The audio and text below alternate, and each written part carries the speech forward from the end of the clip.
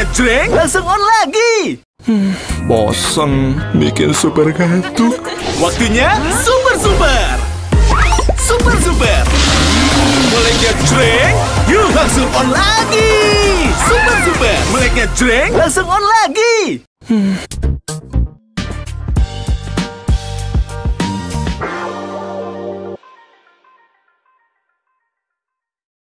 Hai, halo pemirsa, apa kabar dimanapun berada, dari Sabang sampai Merauke, dari Myangas sampai Pulau Rote. Salam super, jumpa lagi bersama kami dalam program Super Down, Super Opini yang dipersembahkan oleh Super Sour Candy.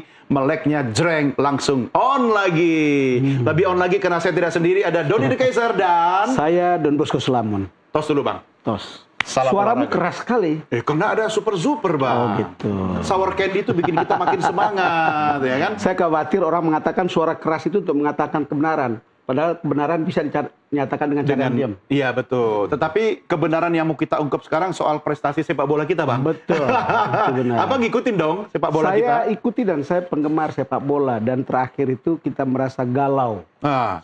Seperti publik pada umumnya. Karena kita sebelumnya ada euforia. Betul. Menonton timnas yang bagus, mengalahkan tim-tim besar. Iya. Tiba-tiba di ujungnya kita kalah. Padahal tinggal selangkah lagi untuk bisa maju ke Piala Dunia. Kata anak gaul itu di PHP-in, bang. Apalagi ganti pelatih. Walaupun saya sadar bahwa sebenarnya ini sudah sebuah kemajuan. Betul. Tapi tetap saja merasa aduh euforia saya jadi berubah jadi galau, dan Iya. itu bisa menyangkut jutaan penonton sepak bola. Setuju, Bang Don. Karena kalau kita pinjem bahasa anak gaul, satu patah hati, dua galau. Iya. Kenapa patah hati? Tadi kita sempat di PHP-in, sudah di ujung ya, di sedikit lagi langkah kita. Tapi yang kedua, pelatih nih, coach kita nih, siapa ini? Katanya ada nama-nama pelatih di kantongnya ketum PSSI. Tapi kita akan diskusikan, Bang Don, dengan dua tamu istimewa kita. Yang pertama sudah hadir di studio, ini Menteri Negara Urusan Sepak Bola, Koordinator Save Our Soccer, Bung Akmal Marhali. Apa kabar, Bung? Kabar baik, alhamdulillah. Salam sepak bola. Salam sepak bola. Kenapa Save Our Soccer? Ya, karena kita ingin sepak bola kita berada di jalan yang lurus, Bang. Asik, Syaratul Mustaqim. Baik, ada satu lagi narsum istimewa kita, Bang Don, yang selama ini agak susah dijangkau. Kalau kita pasti bisa ketemu. Ya, padahal beliau ini lagi di tengah-tengah tugas negara juga ini. Siapa lagi kalau bukan manajer timnas kita, Sumarji. Pak Sumarji, apa kabar? Ya, terima kasih. Terima kasih sudah datang ke sini, walaupun lewat Zoom, tetapi ini sangat berharga, Pak Sumarji. Iya. Kenapa? Sangat berharga waktunya. Jadi terima kasih untuk penonton. Kebetulan pas ada kegiatan di info minta bantu ya, wis lah. Saya sempatin sebentar untuk gabung dengan teman-teman. Siap. Terutama ini ada kawan saya ini, Bung Akmal, yang paling super top. Sama seperti program kita, Pak Marji, Super Don. Tapi Bang Don, aku ke Pak Sumarji dulu ya. Silakan. Karena kita pengen dapat sebuah gambaran dan harapan. Karena kalau lihat wajahnya Pak Sumarji yang selalu cerah ceria, selalu ada masa depan bagi sepak bola kita. Tapi bagaimana kondisi kita sekarang, Pak Marji, tanpa pelatih utama kita? Bagaimana menyampaikan kepada penonton kita nih, Pak? Ya, jadi begini. Secara keseluruhan sebenarnya berkaitan dengan soal timnas kita, di bawah saya kebetulan kan saya ketua Badan Timnas. Secara keseluruhan semua sudah masih berjalan on the track. Namun memang kemarin berkaitan dengan FIFA Matchday kami belum bisa menjalankan, khususnya untuk yang senior dikarenakan belum ada pelatih. Sehingga kami di BTN berkoordinasi dengan ketua umum, teman-teman Exco. Intinya bahwa untuk di bulan November ini kami mengadakan kegiatan FIFA Matchday, tetapi khusus untuk mempersiapkan ajang SEA Games 2025 di bulan Desember ini. Dan targetnya memang sangat tinggi, sangat besar, karena kami diminta oleh teman-teman Exco, oleh ketua umum, wakil ketua umum secara keseluruhan, agar supaya bisa mempertahankan emas yang 2 tahun lalu di ajang SEA Games itu kita raih di Kamboja. Tentu ini bukan persoalan mudah dan ini bukan persoalan yang gampang. Ini adalah persoalan yang sangat-sangat sulit karena apa? Kita tahu bahwa untuk ajang SEA Games di 2025 ini kan dilaksanakan di Thailand. Sementara tuan rumahnya Thailand dan target tinggi juga tentu akan dipasang oleh tuan rumah. Maka kami mempersiapkan itu dengan benar-benar sebaik-baiknya. Contoh, kami pun untuk menggelar uji coba U22 ini juga kami di BTN atas persetujuan teman-teman semuanya, ketua umum dan juga rekan-rekan Exco, kami memilih tim yang kuat. Ranking dunia 53 dan kita tahu bahwa Mali itu bukan pemain yang mudah, tim yang mudah untuk kita kalahkan. Dan kemarin sudah kita coba, hasil pertama kami cukup kedodoran. Dan setelah itu kami berbenah diri, memperbaiki diri, dan mempelajari celah apa yang kami rasa kurang. Maka kemarin di pertandingan kedua, kami perbaiki dan alhamdulillah hasilnya sedikit ada perubahan menuju ke hal yang sangat positif. Saya kira pembuka saya itu. Apa yang membuat kita belum punya pelatih timnas senior, Pak Maji? Karena apa sih yang susah begitu banyak tersedia sebetulnya kan? Saya tidak kembali lagi kalau ditanya soal pelatih senior saya tidak akan komen karena seperti yang sudah saya sampaikan di beberapa kali teman-teman mewawancarai saya, meminta saya untuk berkomen, saya memilih untuk tidak banyak komen. Karena apa? Karena memang berkaitan dengan soal pemilihan pelatih senior ini memang benar-benar kita harus super hati-hati dan tepat.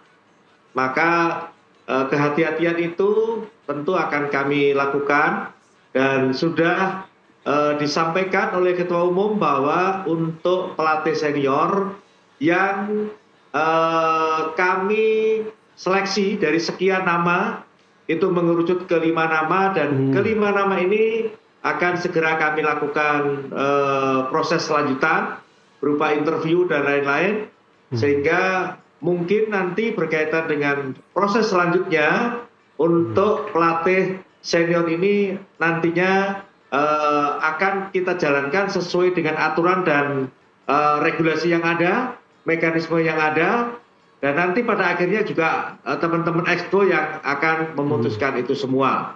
Kembali lagi bahwa kami ingin bahwa untuk pemilihan pelatih ini tidak terburu-buru dan tidak tergesa-gesa dan kami ingin bisa menghasilkan sesuatu hal yang sangat baik. Sekali lagi saya menjalankan amanah apa yang sudah diperintahkan oleh Ketua Umum kepada saya, kepada Badan Timnas untuk bersama-sama dengan Alek selaku Dirtek untuk bisa memilih beberapa nama di antara sekian puluh nama untuk menjadi pelatih timnas senior di masa mendatang. Mas Akmal, disebutkan sama Pak Maji itu 5 nama. Ada bocoran nggak? Ya, kalau bocoran belum ada. Ada 4 hal, Bang Don, yang tidak bisa diprediksi manusia. Umur, rezeki, jodoh, dan pelatih tim nasional Indonesia. Semua masih ada di kantong Pak Marji dan PSSI. Tapi satu langkah menurut saya yang harus dilakukan memang kita tidak boleh terlalu terburu-buru dalam menentukan pelatih kan. Dalam bahasa agamanya al-ajalatu minasyaiton. Terburu-buru itu perbuatan setan. Kita harus evaluasi dulu hasil kemarin round 4 ketika begitu besar hasrat dan ekspektasi publik kita, tapi kemudian kita tersisih di babak keempat. Ini harus menjadi momentum untuk melakukan evaluasi. Evaluasi secara utuh menyeluruh tentang masa depan sepak bola kita, sesuai dengan visi 2045-nya PSSI. Sehingga dalam menentukan pelatih, bukan cuma sekedar nama besar, Bang Don. Kita mau beli nama besar, mulai dari Vicente Del Bosque yang juara bersama tim nasional Spanyol, bisa kita datangkan, atau bahkan Arsene Wenger bisa kita datangkan, Jurgen Klopp bisa kita datangkan. Tapi nama besar kemudian juga pengalaman juga belum juga bisa memastikan kita akan berprestasi. Yang paling penting adalah pelatih yang hadir ke Indonesia menggantikan Patrick Kluivert, dia bisa memahami kultur dan budaya sepak bola kita. Itu yang Memahami paling kultur penting. dan budaya. Kultur dan budaya sepak bola kita. Jangan sampai kemudian mereka mengendorse produk baru tapi tidak memahami kultur dan budaya sepak bola kita yang menurut saya ini bagian yang sangat penting untuk kalau seandainya mendatangkan pelatih asing. Karena ada beberapa budaya-budaya yang berbeda, setiap pelatih itu pasti memahami itu. Itu yang pertama. Yang kedua, menurut saya ada 5 nama yang disebutkan. Mungkin ada yang dari Belanda gitu kan, atau mungkin yang disebut-sebut Timur Kapatse misalnya yang mau datang dari Uzbekistan atau Jesus Casas, atau kemudian mungkin pelatih Persib Boyan Hodak gitu kan, atau mungkin alternatif CLBK-nya Sintayong ya kan, yang rame-rame sekarang masih menjadi pro kontra. Atau jalur alternatif biar masih ada Koreanya Pak Hanseo, mantan pelatih Vietnam gitu kan. Kalau saya bisa aja di antara sekian nama yang ada, yang paling penting adalah PSSI memang harus melakukan fit and proper test. Gampang itu Bung, nanti malam Natal. Fit and proper testnya lebih kepada KPI dan target-target yang ini dicanangkan. Jangan sampai kemudian kita memilih kucing dalam karung, kita tidak tahu programnya seperti apa, tidak tahu rencana ke depannya seperti apa, hanya sekedar punya nama besar, yang bisa jadi punya nama besar, punya ego besar juga. Yang kita sudah mengalami itu juga gitu. Jadi di fit and proper test PSSI menyampaikan KPI-nya, tapi menurut saya siapapun pelatihnya pasca Patrick Kluivert ini akan jalannya lebih mudah dibanding dari sebelumnya. Patrick Kluivert menggantikan Sintayong itu dalam posisi kita sedang berada di atas, sedang bertarung di partai yang sangat bergengsi, di mana pemain keturunan kita saja satu pun belum pernah ada yang mencapai level bermain di ajang round 4 kualifikasi Piala Dunia. Jadi faktor mental itu sangat menentukan menurut saya. Salah satunya kenapa kemudian Arab, Irak mereka punya mental itu. Di samping tentunya di kesempatan di sini pernah saya katakan bahwa sebenarnya Piala Dunia 2026 babak keempat ini sudah dibeli oleh Qatar dengan Arab Saudi sebagai tuan rumah. Jadi kalaupun kemudian kita kehilangan kesempatan untuk lolos, itu salah satunya adalah karena sudah diambil sama tuan rumah. Yang kedua, lawan yang kita hadapi juga punya pengalaman dan kematangan di sana. Jadi memilih siapa pelatih menurut saya, siapapun yang kemudian nanti dipilih oleh PSSI, pastinya saya meyakini PSSI tidak punya tujuan untuk menjatuhkan masa depan sepak bola kita. Pasti mereka punya harapan untuk sepak bola kita ini berprestasi tinggi. Kita berarti berterima kasih juga dong kepada Coach Patrick Kluivert. Karena kan kata Anda tadi kan dia juga berprestasi kan? Ya, secara tidak langsung walaupun waktunya singkat, cuma 265 hari, tapi apa yang sudah dia lakukan kita juga harus apresiasi. Begitu sampai juga misalnya Sintayong yang 5 tahun juga kita harus berikan apresiasi. Mereka membuat sejarah dengan caranya masing-masing. Tinggal kita harus move on dong. Jangan kemudian bicara ke belakang terus. Kalau move on kenapa sebut STY terus dari tadi? Nah, ini kan kita berbicara tentang fenomena yang ada saat ini. Ada kawan-kawan yang masih merindukan STY untuk kembali. Termasuk misalnya waktu kemarin pertandingan terakhir kita melawan Irak kan di stadion menyanyikan itu semua. STY. Artinya ada keinginan itu. Nah, bagaimana kemudian federasi juga merespon. Tapi kalau menurut saya nih, kembalinya STY ini kalau orang nikah ini talak 3. Dia harus ke klub lain dulu. Jadi kalau kemudian mau nikah lagi sama PSSI butuh muhalil. Nah, gitu kan. Dia harus nikah lagi dengan orang lain, kemudian PSSI nikah lagi sama orang lain, baru kemudian berpisah sama-sama, baru bisa bersatu lagi. PSSI udah nikah sama Patrick. Saya mau tanya ke Pak Sumarji, karena ini kan cerita bahwa kriteria dan seterusnya sebetulnya kan bukan hal baru ya. Kita selalu begitu ketika memilih pelatih. Gitu. Itu rata-rata rumusannya sama begitu. Tetapi kita lihat bahwa ada hasil yang berbeda. Gitu. Misalnya orang Sintayong itu banyak fanatisme orang yang mendukung gitu. Fansnya banyak. Kemudian Patrick Kluivert juga ada, walaupun kemudian ujungnya banyak juga yang marah begitu.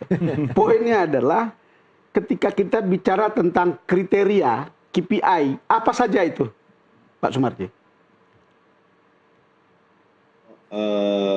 KPI yang akan kita lakukan tentu semuanya itu mengacu kepada target. Dan kalau bicara target ini kan ada target yang harus dicapai. Maka berkaitan dengan KPI pelatih timnas ke depan itu sudah kita sudah kita siapkan apa yang harus disampaikan dan akan kita tanyakan sejauh mana gitu. Sehingga karena yang pasti kita ini kan sudah punya roadmap yang harus dijalankan. Sehingga dengan kondisi itu tentu siapapun pelatihnya harus bisa menyesuaikan itu. Saya kira itu. Berarti Pak Marji kalau berdasarkan target KPI itu boleh nggak dikatakan targetnya berarti Piala Dunia berikutnya dong? Kalau saya dijebak ditanya soal itu, saya tidak akan menjawab. Kenapa? Bukan jebakan Pak, pertanyaan loh Pak. Saya belum banyak bisa berbicara panjang lebar berkaitan dengan pelatih yang akan kita interview ini, karena kami juga tidak ingin ada sesuatu hal nanti muncul ke permukaan, justru nanti akan berbalik kepada kami. Jujur, ini tugas sangat berat buat saya. Maka saya juga harus hati-hati berkaitan dengan soal ini. Sekali lagi saya minta maaf. Siap. Saya setuju kehati-hatian Pak Sumarji. Betul. Saya juga lebih berhati-hati bertanya yang berikutnya nih Pak Sumarji. Karena Bapak lah yang 24 jam sehari lebih banyak bersama dengan skuad Garuda kita. Sehingga chemistry-nya mungkin lebih memahami. Kira-kira kalau berdasarkan KPI, ada faktor plus lainkah? Misalnya Bung Akmal tadi bilang memahami kultur, budaya, atau bahasa yang harus ada dimiliki oleh siapapun pelatih kita nanti, Pak Marji. Ya, setuju. Saya sangat setuju. Karena itu bagian urutan ya, urutan. Yang pertama itu adalah harus memahami kultur kita. Jadi dengan memahami kultur itu akan memudahkan semua. Kalau berkaitan dengan soal bahasa di sepak bola itu sebenarnya kita ini sudah terbiasa dengan soal bahasa. Mau bahasa seperti apapun, kami tentu kan juga punya ada translatornya dan sebagainya. Itu juga bagian ya. Tetapi sekali lagi yang kami utamakan itu adalah kami harus tahu kultur bangsa kita, kultur masyarakat kita, kultur pemain yang utama. Pemain ini kan juga ada pemain dari diaspora, ada yang dari Belanda, ada juga yang dari Itali, dan tentunya harus juga melihat kultur anak-anak kita yang bermain di liga kita gitu. Sehingga itu semua jadi perhatian khusus bagi kami, dan itu sudah ada draft-draftnya seperti apa yang harus kami tanyakan, yang harus kami sampaikan, dan kita tanya komitmennya itu sejauh mana berkaitan dengan hal itu tadi. Tapi kultur itu memang jadi prioritas kami. Oke, Mas Akmal. Sebetulnya Pak Sumarji ini terlalu hati-hati. Padahal saya sebagai jurnalis melihat prestasi kita itu sudah sampai di level yang sebetulnya bagus. Bagus banget. Cuman kan sekarang kan tidak boleh mundur. Jalan mundur itu jadi jelek. Orang berharap di level yang sama, apalagi lebih tinggi, itu adalah harapannya. Nah sekarang saya mau tanya ke Mas Akmal, kalau lihat seperti ini kan sebetulnya nggak perlu ada, tidak perlu terasa bahwa itu complicated banget sebetulnya urusan pelatih ini. Ya, menjadi complicated karena sepanjang sejarah saya jadi wartawan sepak bola, baru kali ini pergantian pelatih itu complicated. Ramainya gitu kan.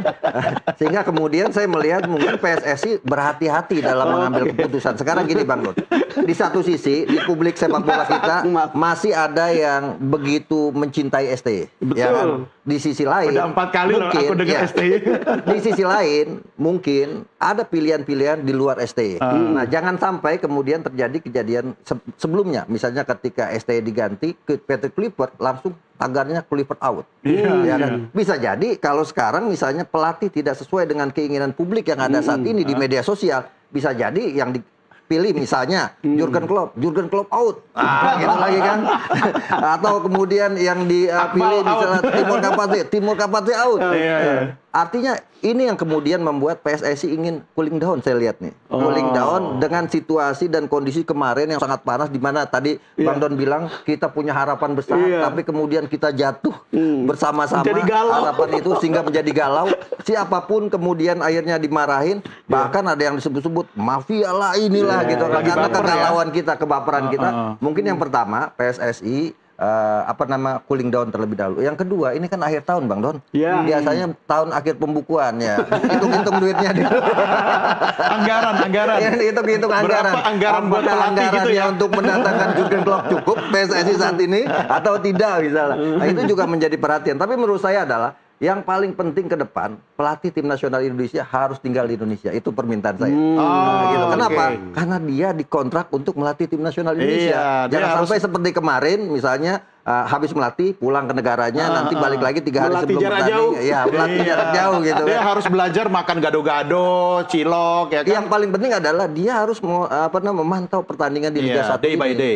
Day by day, sehingga kemudian dia bisa lihat bagaimana kualitas sepak bola Indonesia. Bahkan kalau perlu setiap bulan diadakan conference dengan pelatih-pelatih di klub liga untuk menyamakan visi. Sehingga kemudian standar yang saya inginkan ini loh, SNI-nya, standar nasional Indonesianya ini loh. Sehingga kemudian pelatih-pelatih di level klub, Pak Marji di Bayangkara dan klub-klub Persija dan sebagainya, pelatihnya semua mencapai level yang diinginkan SNI-nya. Nah, ini yang belum ada. Tapi ada satu cara buat cooling down paling asik. Mau tahu nggak? Makan permen super. Nah, ada yang merah, ada yang kuning. Bang Don pilih yang merah atau kuning, silakan. Saya pilih merah aja. Merah. Ya, Bung Akmal suka yang warna apa? Saya nggak pilih warna, nanti masalah. Jadi saya milih rasa saja. Rasa tentang ST-nya masih ada. Pak Marji kena lagi jauh ya kan, saya pilihkan aja ya warna kuning ya kan. Oke, pemirsa jangan kemana-mana. Super Don, Super Opini segera kembali sesaat lagi. Tetap bersama kami.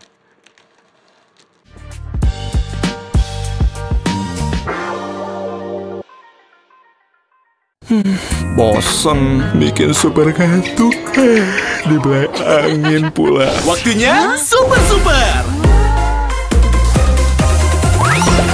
Super mulai ngejreng, asamnya wow, super shocking, manis di ending. Yuk, langsung on lagi. Super mulai ngejreng, langsung on lagi. Cobain yuk. Terima kasih masih tetap setia bersama kami dalam program Super Don Super Opini yang dipersembahkan oleh Super Sour Candy. Meleknya jreng langsung on lagi. Saya Doni The Kaiser. Saya Don Bosco Selamun. Dan sesuai dugaan kita Bang Don, setelah kita makan Super, PSSI makin cooling down. Apalagi Bung Akmal sebelah Anda ini, yang tadinya bersemangat, STY, ada 6 kali sebut nama STY.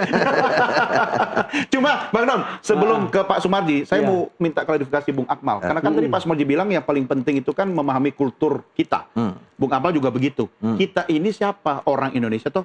Pemain timnas kita yang kan campur-campur juga, gado-gado juga kan, gimana itu Bung? Iya, sepak bola kan universal, tapi kan ketika kita ada istilah gini, di mana bumi dipijak, di situ langit dijunjung, gitu kan?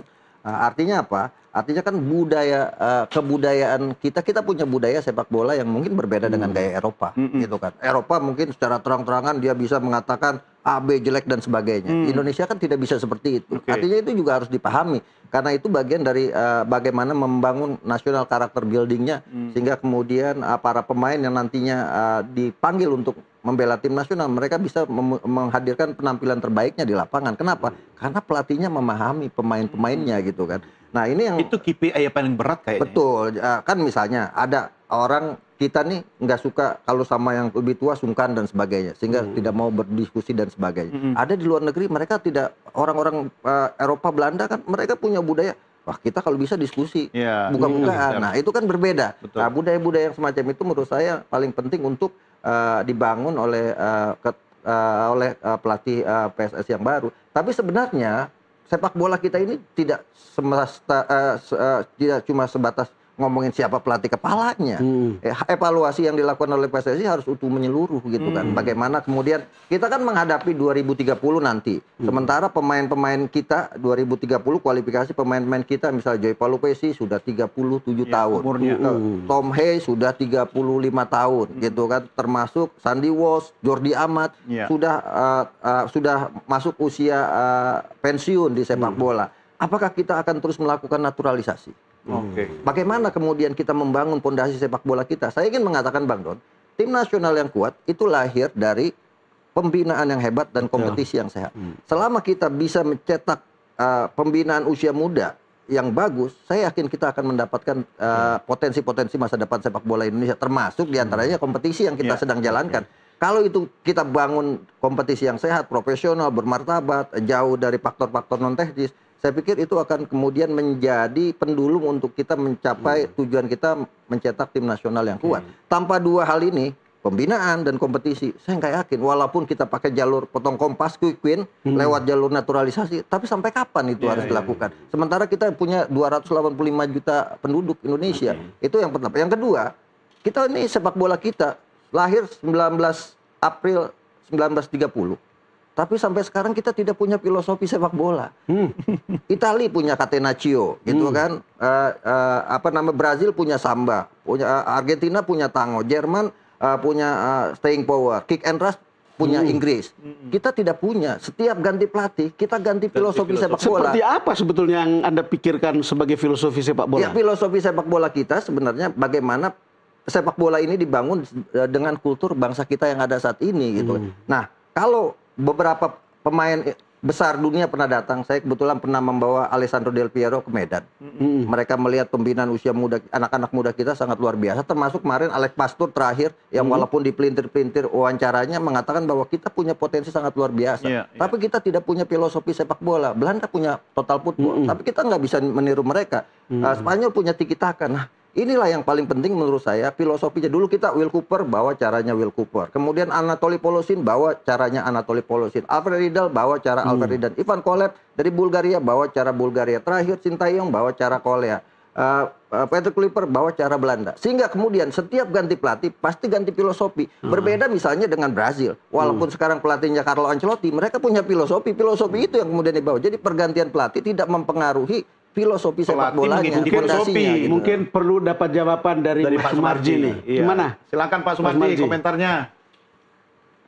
Terima kasih. Jadi sebenarnya apa yang disampaikan Bung Akmal itu seharusnya memang dari dulu sudah ada. Kita punya filosofi sehingga tidak berubah berganti dari setiap masa ke pelatihan. Tentu ini jadi catatan tersendiri bagi kami, dan kami tentu kaitannya dengan soal apa yang disampaikan tadi sangat setuju, dan itulah yang akan coba kita diskusikan, terutama ya bangsa kita ini kan mempunyai talenta-talenta cukup besar, dan anak-anak muda kita itu jutaan jumlahnya, sehingga kalau kita tidak memulai dengan mematenkan filosofi sepak bola, sampai kapan kita terus begini?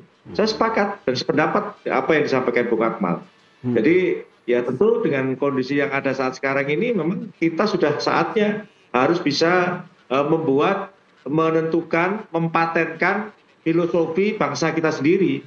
Ini karakter kita itu seperti apa, seperti itu di sepak bola itu harusnya seperti apa, sehingga sama dengan apa yang disampaikan tadi, siapapun yang akan memimpin sepak bola kita, siapa yang akan melatih sepak bola kita, ya tetap itu dijalankan sesuai dengan filosofi yang sudah disepakati. Memang saya juga mengakui, jujur saja, kebiasaan di kita ini biasanya ganti pelatih, ya kokinya berbeda gitu, sehingga susah kita ini. Saya juga jujur saja, saya di BTN ini juga merasakan ini kok kita ini kok belum ada ya.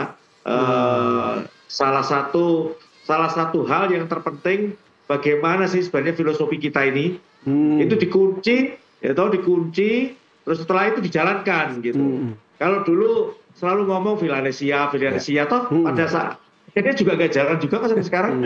Ganti orang juga ganti kok. Nah itulah. Nah itu salahnya siapa sekarang? Pak Sumarji. Ya kan termasuk salah saya juga.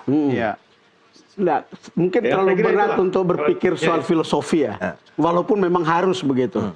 Cuman saya ingin sederhanakan saja. Kalau kita terus menang, mungkin bisa kita pakai dari situ gitu. Artinya ketika kita misalnya jumlah kemenangannya banyak, kalau kemudian makin bagus gitu. Taruhlah kemarin kalau misalnya lolos ke babak Piala Dunia, orang akan bicara, oh ini sepak bola kita. Apakah seperti itu gitu Pak Sumarji? Karena kalau untuk menemukan ini kok rasanya susah juga. Ya. Saya sangat paham apa yang disampaikan. Jadi kita ini, bangsa kita ini, masyarakat bola kita ini kelihatannya tidak mau melihat proses. Karena apa? Mungkin saya Betul juga paham. sekali. Kenapa? Karena prosesnya kita ini cukup panjang, hasilnya enggak ada. Nggak sabar ya. Jadi kan harus, kalau saya ini secara pribadi sebenarnya saya menginginkan pondasi itu yang harus kuat. Ya. Dari mana pondasi itu? Ya dari youth, dari usia muda. Ya. Dari 12 tahun, 14 tahun, 16 tahun, menginjak 17 sampai dengan 23 ini harus kuat. Kalau ini ya kuat, seperti apa yang disampaikan oleh Bung Akmal tadi, ya insya Allah ke depan pasti akan kuat. Tapi di bawah ini loh, tahu sendiri kita, kayak angin-anginan gitu. Gimana? Kalau saya itu belak-belakan aja kalau ngomong kan. Iya. Memang faktanya seperti itu kok. Coba kalau kita konsisten di pembinaan dari usia gini loh, ibaratnya gini loh ya. Kita ini nabung dari taruhlah kita nabung itu kan mestinya kan harusnya yang benar itu kan ya sedikit kalau kepengin banyak loh ya. Sedikit, makin lama makin kuat kan seperti itu. Saya itu mengistilahkan gampang saja gitu loh. Kalau kita mau konsisten, ya pembinaan inilah yang harus kita kerjakan bersama-sama. Bukan hanya tugasnya PSSI, ya tugasnya semuanya, tugas kita semuanya itu. Kenapa? Kalau kita tidak kuat, contoh nih saya ngomong kayak Bung Akmal. Saya sangat berterima kasih. Kalau Bung Akmal nggak ngomong, nggak teriak-teriak, nggak cerewet, terus nggak mengkritisi, ya paling kita ya adem-adem saja.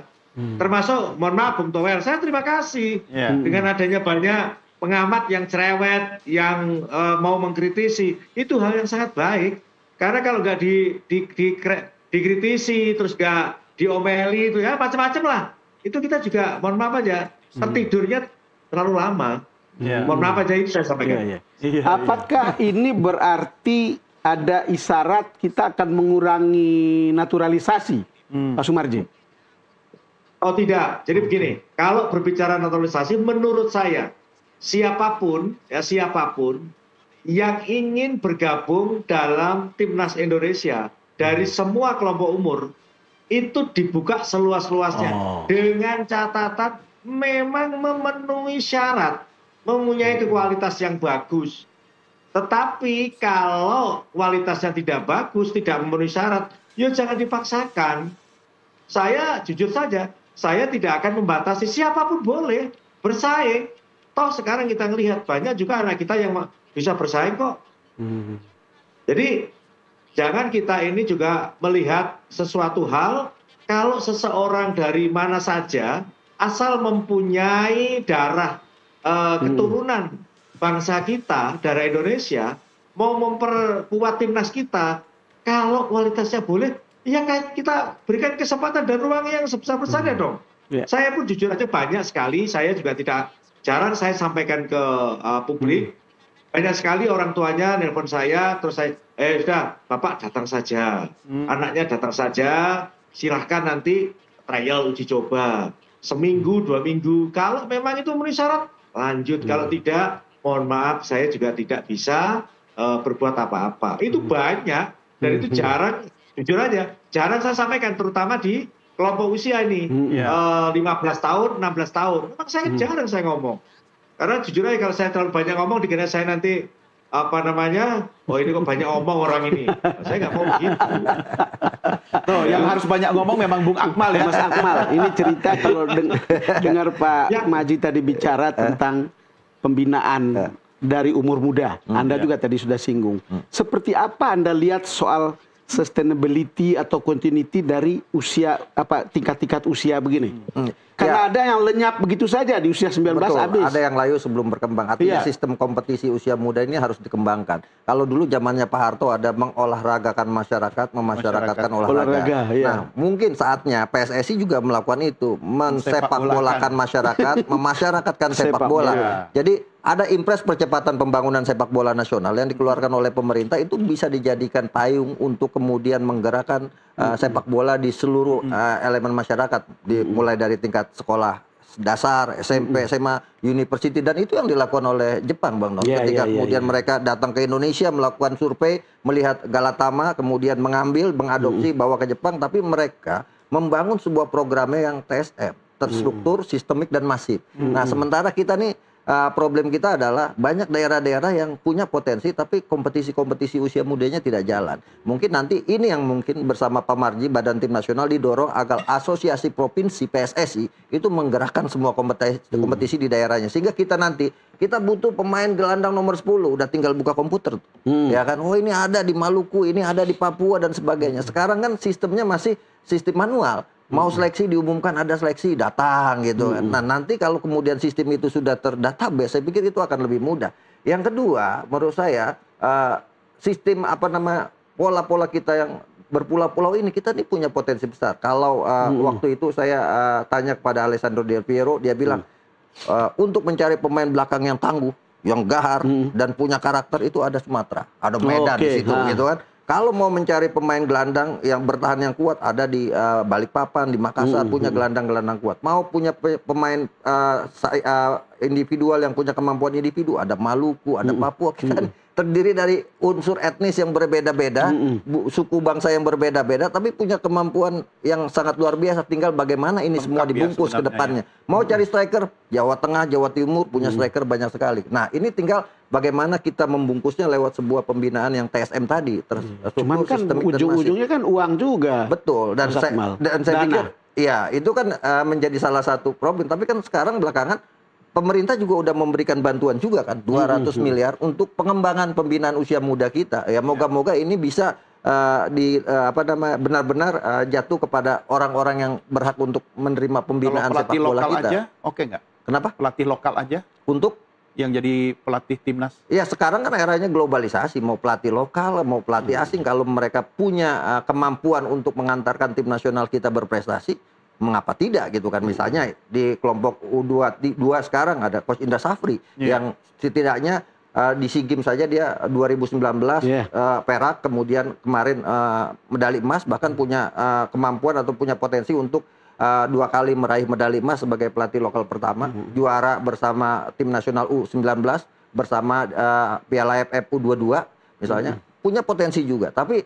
apakah kemudian Coach Indra Safri sudah layak dan sudah layak untuk melatih tim nasional senior? Saya pikir itu kan nanti akan dibawa BTN bersama dengan Ketua Umum PSSI dan EXO untuk melakukan rapat. Tapi menurut saya untuk menghilangkan kegalauan kita sejauh ini, yang paling dekat adalah ya prestasi. Kita harus angkat prestasi, dan prestasi yang paling dekat yang ada di depan mata kita ini yang lagi dipimpin Pak Marji, SEA Games 2025. Cuma permasalahannya adalah mempertahankan itu lebih berat dari merebut. Pertama saya melihat dari segi jadwal misalnya. Pembagian grup ini agak ribet. Grup A, Thailand itu Kamboja dan Laos. Tuan rumah. Grup B, Vietnam, kemudian Malaysia, dan sana maksudnya Thailand, Kamboja, dan Timor Leste. Sangat mudah sekali. Di grup B, Vietnam, Malaysia, dan Laos. Kemudian kita di grup C berisi 4 tim. Singapura, Indonesia, kemudian Filipina, dan Myanmar. Nah, dari pembagian grup ini, yang lolos adalah juara grup. Sementara kita 4. Artinya dari 4 ini, ada satu pertandingan yang nilainya tidak dihitung. Peringkat keempat terakhir tidak dihitung. Nah, kalau lihat lawan-lawannya Myanmar, Vietnam, kemudian juga Singapura, ini lawan-lawan yang kita tidak bisa prediksi siapa yang akan jadi juru kunci, yang kemudian nilainya tidak dihitung. Ini salah satu PR yang harus kita hadapi, bahwa ternyata sebagai tuan rumah punya keuntungan tersendiri. Thailand pastinya ingin balas dendam atas kekalahan mereka di final yang lalu, dan sebagai tuan rumah mereka punya peluang untuk itu. Jadi menurut saya ada peluang di depan SEA Games, ya moga-moga kita doakan dengan persiapan yang kemarin. Saya lihat hasil uji coba juga cukup bagus, kita tahan Mali 2-2. Semoga para pemain ini bisa tampil maksimal nantinya, ditontonnya enak. Yang kedua ya Piala AFF nanti ke depan, bulan Juli nanti gitu kan. Kalau kita bisa raih itu Bang, seperti yang Abang katakan tadi, kegalauan kita hilang itu. Oke, Pak Marji harus komentari soal yang terdekat yaitu SEA Games. Tapi nanti ya Pak Marji, kita makan permen dulu lagi ya. Pokoknya pemirsa jangan kemana-mana. Super Down, Super Opini yang dipersembahkan oleh Super Sour Candy akan segera kembali sesaat lagi.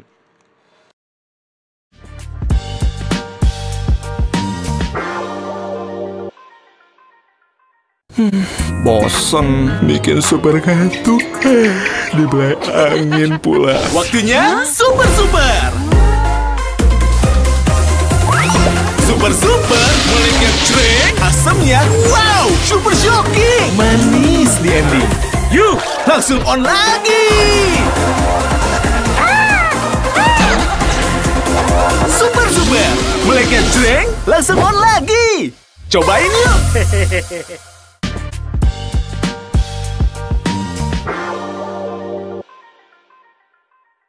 Terima kasih masih bersama kami dalam Super Don Super Opini yang dipersembahkan oleh Super Sour Candy. Meleknya jreng, langsung on lagi bersama saya Doni The Kaiser. Saya Don Bosco Selamon. Bang Don, saya kasih kuning aja deh.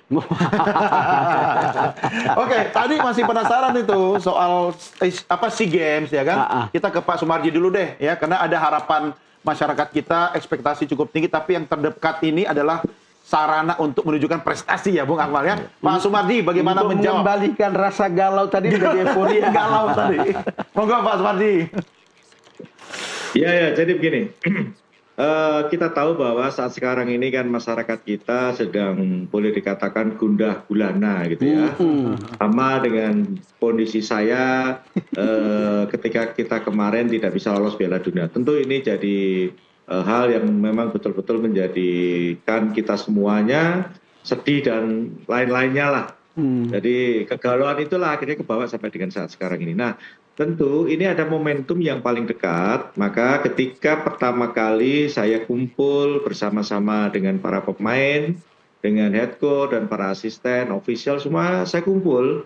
Saya sampaikan bahwa keberadaan timnas U22 SEA Games ini kalau kita nanti bisa mempersembahkan yang terbaik untuk bangsa dan negara kita bisa mempertahankan emas, tentu itu kan akan menjadikan obat ya, paling tidak obat rasa sakit dan obat rasa galau dan lain-lain sebagainya berkaitan dengan prestasi yang tertunda kemarin. Tentu dengan itu kan kami semua sudah menyatukan tekad dan semangat, keinginan yang bulat untuk memperbaiki diri dari semua hal. Maka hal itulah yang membuat saya semangat sekali di tim ini, di SEA Games U22 ini. Jadi tekad, semangat, keinginan yang kuat dari anak-anak, pelatih dan juga seluruhnya, termasuk official secara keseluruhan, ini yang menjadikan kita ini semuanya bisa kuat. Terutama bagaimana membuat anak-anak ini betul-betul bisa meningkatkan kualitas dirinya, meningkatkan performanya ketika kami semua berkumpul. Mulai dari sisi latihan dan dibarengi dengan disiplin yang kuat, tentu di samping latihan, disiplin yang kuat juga bagaimana anak-anak bisa meningkatkan ketakwaannya kepada Yang Maha Kuasa, karena memang kita tahu bahwa Coach Indra ini kan selalu membawa aura di tim ini dengan penuh kasih sayang dan dengan mempertahankan ciri khas kita, disiplin yang kuat, sehingga itu bagian tersendiri juga buat kita semuanya untuk betul-betul bisa selalu mengupdate dan meningkatkan apa yang menjadi keinginan, target kita semuanya. Kembali kalau berkaitan dengan soal kesiapan dan persiapan, saya pun juga tadi pagi sempat meeting bicara dengan official secara keseluruhan, bagi tugas agar supaya segera untuk bisa datang mendahului beberapa orang untuk mempersiapkan sebaik-baiknya, karena kan kita di Chiang Mai kalau nggak salah ya, itu sangat jauh. Sehingga saya ingin memastikan kondisi fasilitas yang ada di sana itu memang layak. Kalau nanti misalkan kurang layak ya kami akan berkoordinasi dengan Federasi Thailand agar supaya kita bisa mendapatkan fasilitas. Tentunya sesuai arahan dari Ketua Umum dan juga pesan dari teman-teman Exco semuanya agar supaya membawa timnas SEA Games ini dengan sebaik-baiknya. Baik dalam hal fasilitas, baik dalam hal performa para pemain, dan juga semua hal. tentu ini kan juga didukung pemerintah Kemenpora untuk bisa semaksimal mungkin. Karena kan ini kan berkaitan dengan SEA Games, itu kan event-event yang memang gengsinya sangat tinggi, dan ini peran serta dari pemerintah sangat-sangat kuat, karena inilah yang harus kita bisa buktikan bahwa kita memang layak untuk bisa meraih prestasi di ajang SEA Games itu. Oke. Mas Akmal, entah bagaimana perasaan saya kok prestasi di SEA Games dan masuk ke Piala Dunia babak keempat itu tidak kompatibel. Jauh itu kelihatannya. Betul. Paling tidak mungkin yang setara dengan itu adalah sepak bola Asia gitu. Iya, jadi kan begini, Bang. Kalau ini soal perasaan aja ya. Iya, betul. Sebenarnya kalau kemudian orang membaca visi 2045 PSSI Garuda Mendunia, sebenarnya kita udah punya roadmap di mana sebenarnya dari roadmap itu kita baru punya target lolos ke Piala Dunia itu 2038. Iya, ya kan? 2038. Nah, kemarin kebetulan kita bikin kejutan sehingga ada peluang yang membuat kita berharap-harap agar kita bisa lolos. Tapi menurut saya harapan itu wajar. Sekarang gini aja. Ini Italia sekarang ini juara dunia. Ini kemungkinan belum tentu lolos Piala Dunia juga gitu kan. Bahkan kalau sampai tahun ini tidak lolos, hat-trick 3 kali tidak lolos. Artinya apa? Sepak bola ini kan butuh proses yang proses yang tidak cepat, harus ada langkah-langkah yang diambil. Saya selalu mengatakan gini, filosofi saya, ayo kita berjalan bersama-sama seperti menaiki tangga. Tangga pertama kita, saya ingin mengatakan bahwa Piala Dunia Indonesia saat ini baru Piala AFF sebenarnya, gitu kan, yang ada di kawasan Asia. Kita belum pernah menjuarai itu sejak digelar pada 1996. Habis itu kita naik level. Di mana level kita? Piala Asia. Asia kita kemarin terakhir 16 besar. Artinya harus target misalnya 8 besar kita lolos Asia. Setelah itu baru berpikir Piala Dunia gitu.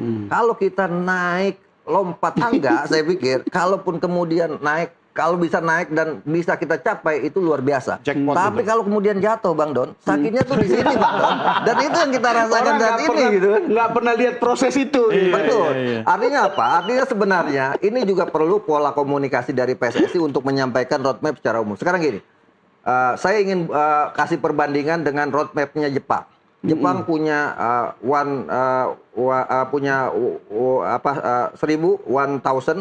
vision, di mana dia menargetkan 2050 juara Piala Dunia. Artinya kalau kita hitung dari sekarang, berarti 25 tahun mendatang.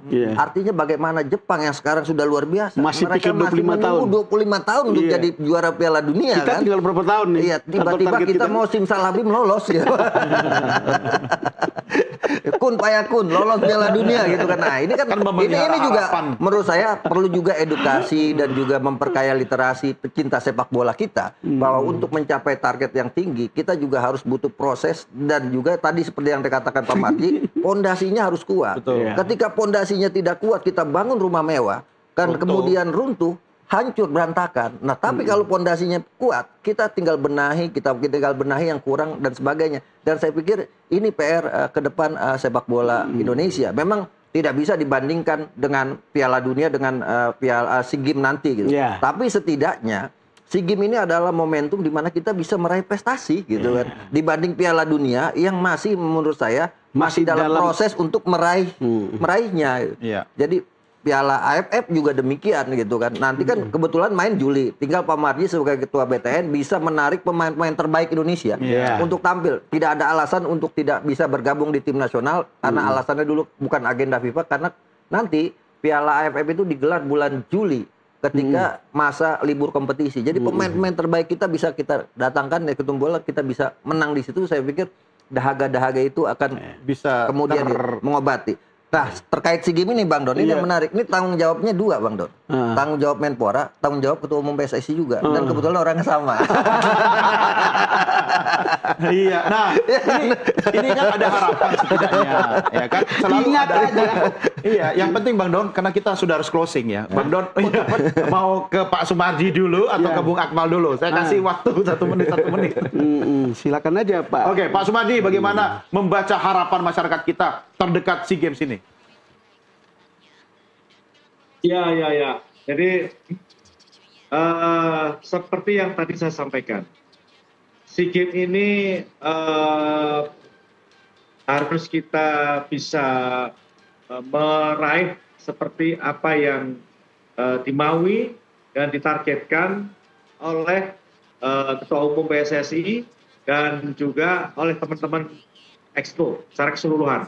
Dan tentunya target ini adalah target yang harus kami jalankan sebaik-baiknya karena sekali lagi tujuan utama supaya yang tadi di awal saya sampaikan, sedikit kalau kita bisa berprestasi, sedikit akan bisa mengurangi rasa kekecewaan kita. Sedikit ya, mengobati. Sedikit bisa mengurangi rasa kekecewaan kita karena kegagalan kita. Maka kegagalan kita di Piala Dunia. Maka dengan yang adanya event terdekat inilah yang akan kami lakukan. Sekali lagi, kalau ditanya target yang setinggi itu bisa apa tidak, saya akan menjawab, akan kami usahakan semaksimal mungkin untuk bisa memenuhi itu. Walaupun jujur saja, ini bukan perkara mudah. Ini perkara sulit, perkara yang memang betul-betul harus diperjuangkan, dikarenakan tuan rumahnya adalah Thailand. Tapi paling tidak kami sudah mempersiapkan itu dengan sebaik-baiknya. Ya, itu closing saya berkata dengan SEA Games. Orang selalu bilang, Don, lebih baik punya apa namanya medali emas sepak bola daripada juara umum. Iya.